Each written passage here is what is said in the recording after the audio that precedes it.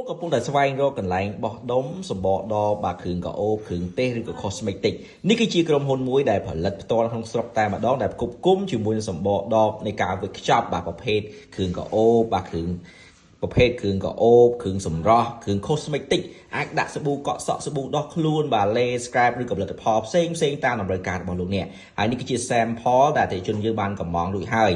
ចំណុះក៏យើងមានជាច្រើនសម្រាប់បងប្អូនជ្រើសរើសផងដែរផ្ញើជូនដែរបងប្អូនដែលកំពុងតែចង់ធ្វើរូបរាងថ្មីដើម្បីសម្គាល់ក្រុមហ៊ុនខ្លួនឯងមានធ្វើពុំថ្មីក៏យើងមានទទួលធ្វើផងដែរបាទតនីឲ្យគុណភាពជាមួយតម្លៃក្រោមទីផ្សារជូនបងប្អូនទាំងគ្នាជាពិសេសសម្រាប់បងប្អូនដែល share វីដេអូនេះនឹងមានការបញ្ចុះតម្លៃច្រើនមែនទែនហើយបងប្អូនឃើញហើយនេះគឺជាការផលិតផ្ទាល់ជាមួយនឹង stock ដែលយើងមានស្រាប់នៅក្នុងក្រុមហ៊ុនតែម្ដងបាទទិញភ្លាមបានភ្លាមហើយបងប្អូនចង់ពិភាក្សាយោបល់ចង់ដឹងព័ត៌មានអាចមកទីតាំងផ្ទាល់ក៏បានឬក៏ឆាតតាម Telegram សួរពីព័ត៌មានក៏បានដែរឬក៏តាក់ទងតាមលេខទូរស័ព្ទខាងលើនេះបានអរគុណច្រើនសម្រាប់ការគាំទ្របាទ